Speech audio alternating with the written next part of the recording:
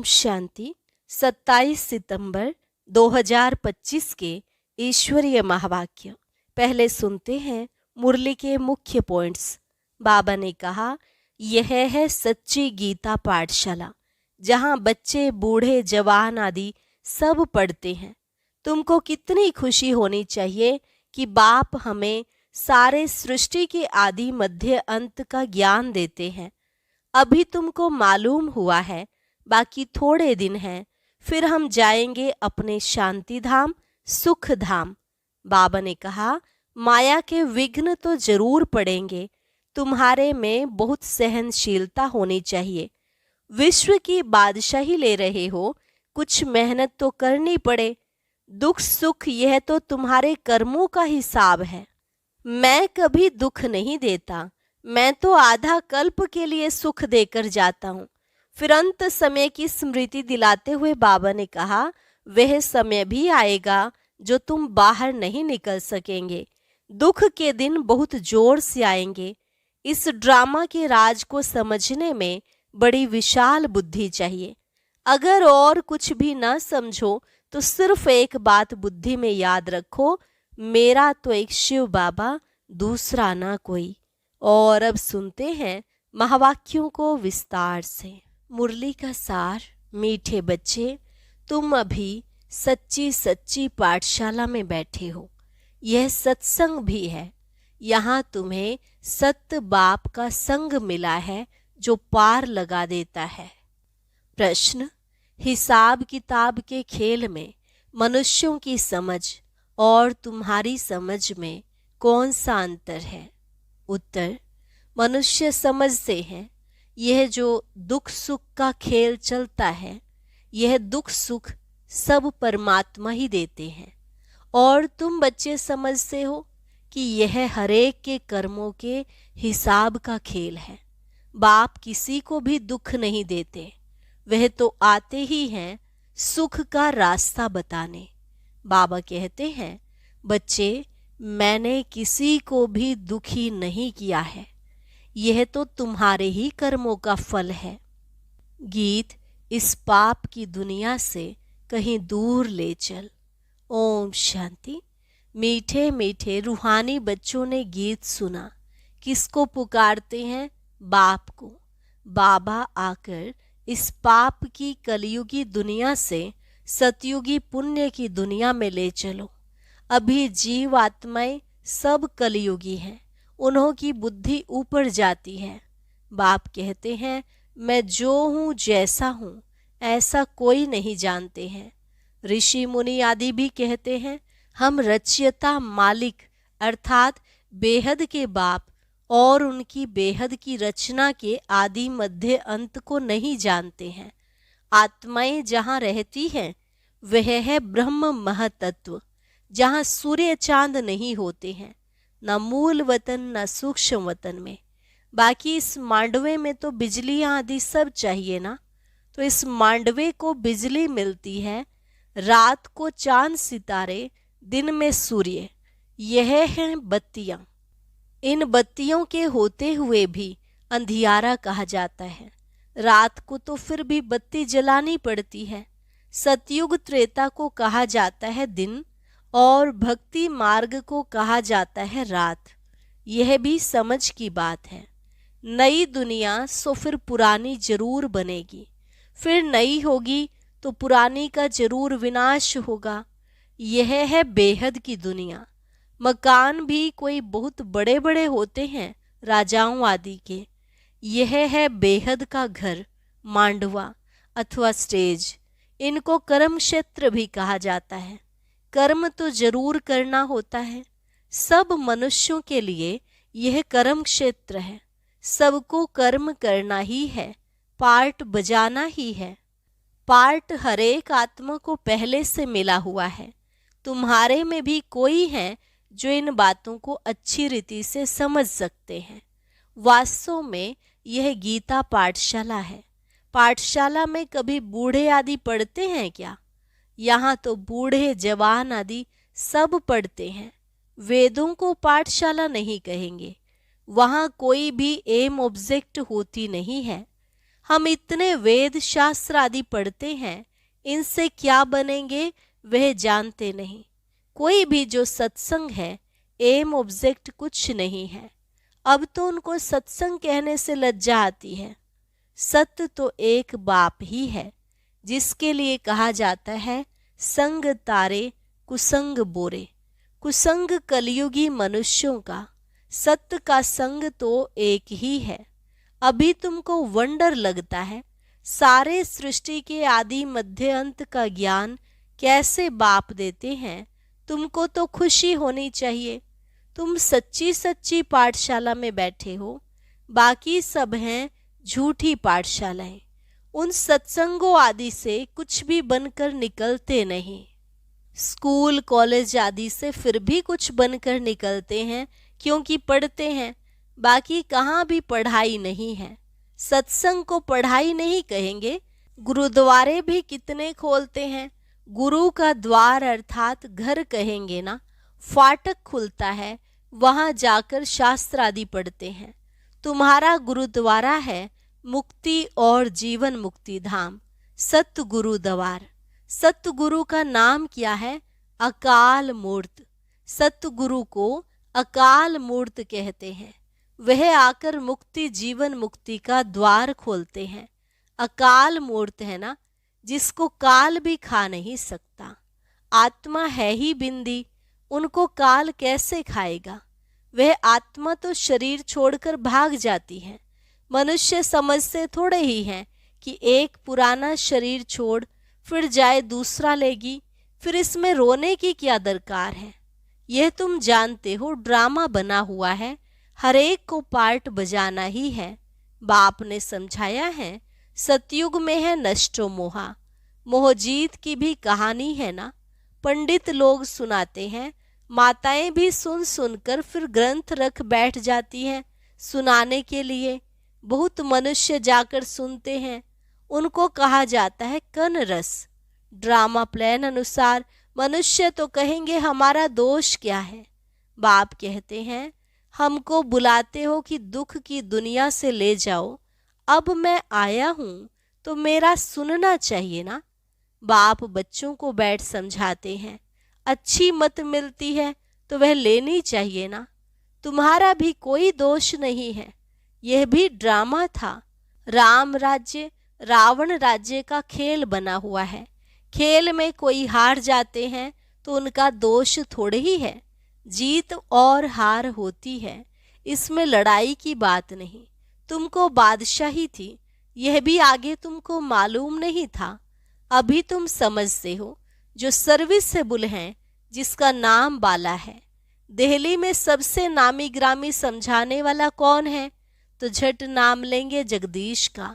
तुम्हारे लिए मैगजीन भी निकालते हैं, उसमें सब कुछ आ जाता है। अनेक प्रकार की पॉइंट्स लिखते हैं, ब्रिजमोहन भी लिखते हैं। लिखना कोई मासी का घर थोड़े ही है।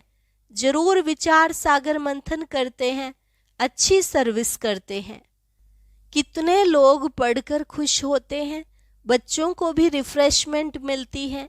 कोई कोई प्रदर्शनी में बहुत माथा मारते हैं, कोई कोई कर्म बंधन में फंसे हुए हैं, इसलिए इतना उठा नहीं सकते।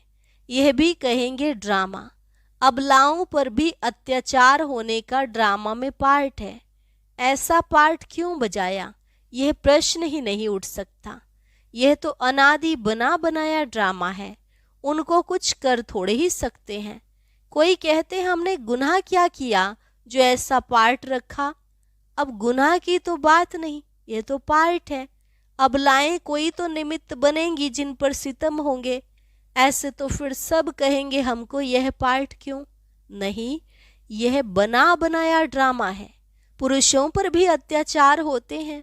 इन बातों में सहनशीलता कितनी रखनी पड़ती है। बहुत सहनशीलता चाहिए। माया के विघ्न तो बहुत पड़ेंगे। विश्व की बादशाही लेते हो तो कुछ मेहनत करनी पड़े।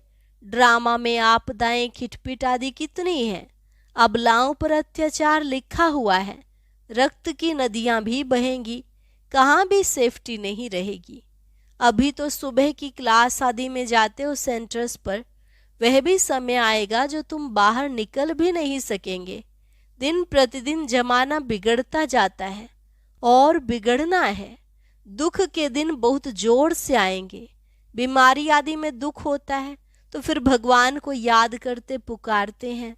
अभी तुमको मालूम है बाकी थोड़े दिन हैं, फिर हम अपने शांति धाम सुख धाम जरूर जाएंगे। दुनिया को तो यह भी पता नहीं है। अभी तुम बच्चे फील करते हो ना, अभी बाप को पूरी रीति जान गए हैं। वह सब तो समझते हैं परमात्मा शिवलिंग है, शिवलिंग की पूजा भी करते हैं। तुम शिव के मंदिर में जाते थे, कभी यह ख्याल किया कि शिवलिंग क्या चीज है? जरूर यह जड़ है तो चैतन्य भी होगा। यह तब क्या है? भगवान तो रचता है ऊपर में, उनकी निशानी है सिर्फ पूजा के लिए। पूज्य होंगे तो फिर यह चीजें नहीं होंगी। शिव काशी के मंदिर में जाते हैं, किसको पता थोड़े ही है कि भगवान निराकार है। हम भी उनके बच्चे हैं, बाप के बच्चे होकर फिर हम दुखी क्यों हैं? विचार करने की बात है ना। आत्मा कहती है हम परमात्मा की संतान हैं, फिर हम दुखी क्यों हैं? बाप तो है ही सुख देने वाला। बुलाते भी हैं, हे भगवान हमारे दुख मिटाओ। वह कैसे मिटाए? दुख सुख यह तो अपने कर्मों का हिसाब है। मनुष्य समझते हैं सुख का एवजा सुख, दुख का एवजा दुख परमात्मा ही देते हैं, उन पर रख देते हैं। बाप कहते हैं मैं कभी दुख नहीं देता हूँ, मैं तो आधा कल्प के लिए सुख देकर जाता हूँ। यह फिर सुख और दुख का खेल है। सिर्फ सुख का ही खेल होता फिर तो यह भक्ति आदि कुछ न हो। भगवान से मिलने के लिए ही यह भक्ति आदि सब करते हैं ना। अब बाप बैठ सारा समाचार सुनाते हैं। बाप कहते हैं तुम बच्चे कितने भाग्यशाली हो। उन ऋषि मुनियों आदि का कितना नाम है।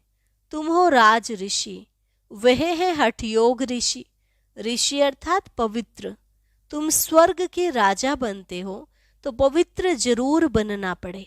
सतयुग त्रेता में जिनका राज्य था उनका ही फिर होगा, बाकी सब पीछे आएंगे। तुम अभी कहते हो हम श्रीमत पर अपना राज्य स्थापन कर रहे हैं। पुरानी दुनिया का विनाश होने में भी समय तो लगेगा ना। सतयुग आना है, कलयुग जाना है। कितनी बड़ी दुनिया है। एक एक शहर में मनुष्यों से कितना भरा हुआ है। धनवान आदमी दुनिया का चक्र लगाते हैं, परंतु यहाँ सारी दुनिया को कोई देख न सके।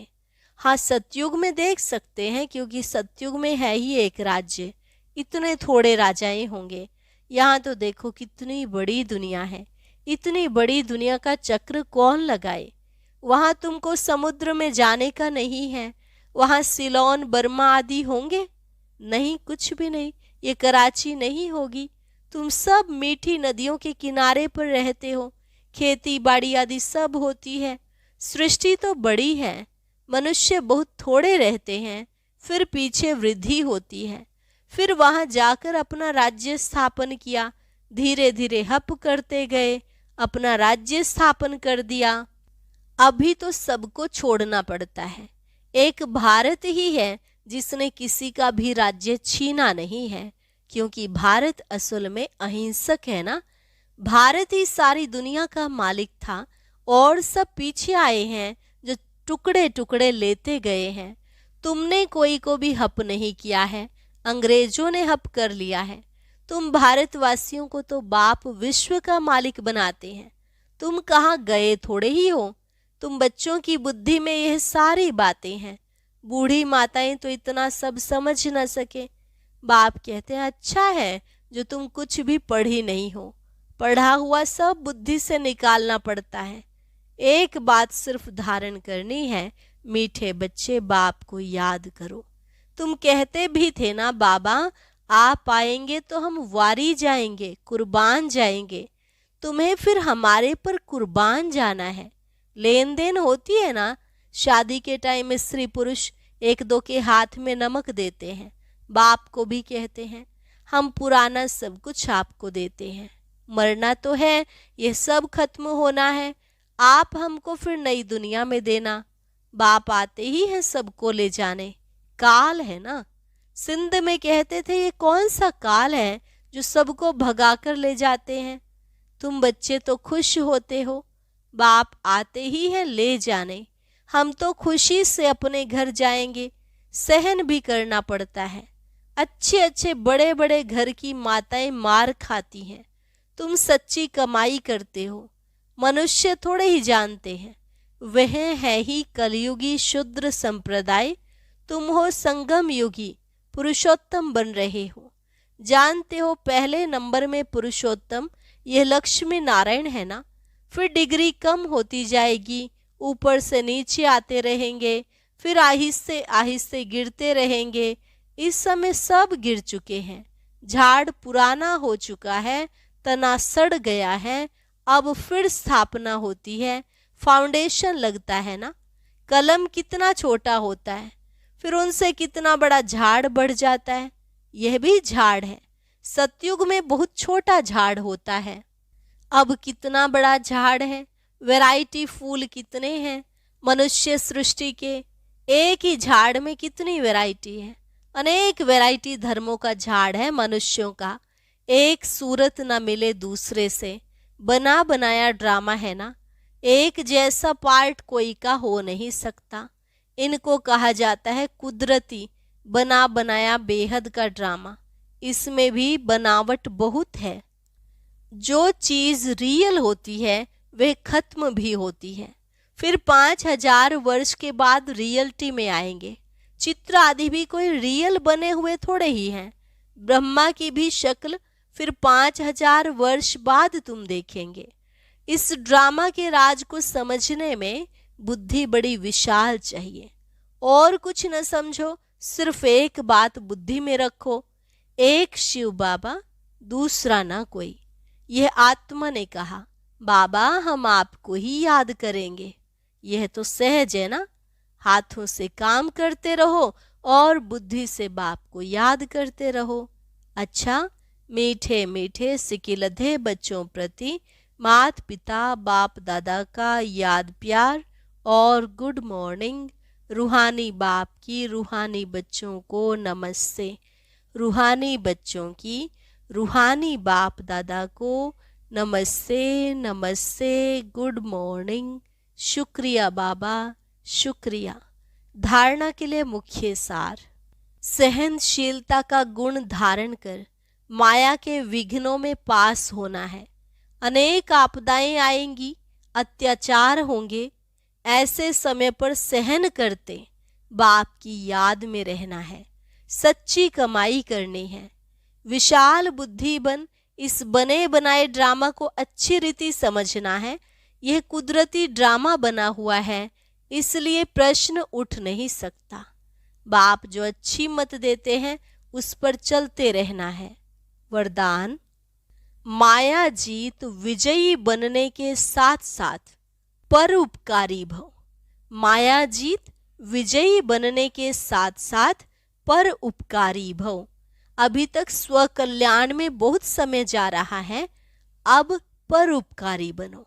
माया जीत विजयी बनने के साथ साथ सर्व खजानों के विधाता बनो, अर्थात हर खजाने को कार्य में लगाओ। खुशी का खजाना, शांति का खजाना, शक्तियों का खजाना, ज्ञान का खजाना, गुणों का खजाना, सहयोग देने का खजाना बांटो और बढ़ाओ। जब अभी विधातापन की स्थिति का अनुभव करेंगे अर्थात परोपकारी बनेंगे, तब अनेक जन्म विश्व राज्य अधिकारी बनेंगे। स्लोगन, विश्व कल्याणकारी बनना है तो अपनी सर्व कमजोरियों को सदा काल के लिए विदाई दो। विश्व कल्याणकारी बनना है तो अपनी सर्व कमजोरियों को सदा काल के लिए विदाई दो। अव्यक्त इशारा, अब लग्न की अग्नि को प्रज्वलित कर योग को ज्वाला रूप बनाओ। जैसे किला बांधा जाता है जिससे प्रजा किले के अंदर सेफ रहे, एक राजा के लिए कोठरी नहीं बनाते, किला बनाते हैं। आप सभी भी स्वयं के लिए, साथियों के लिए, अन्य आत्माओं के लिए ज्वाला रूप याद का किला बांधो। याद के शक्ति की ज्वाला हो तो हर आत्मा सेफ्टी का अनुभव करेगी। और अभी सुनते हैं आज का अव्यक्त ज्ञान मोती।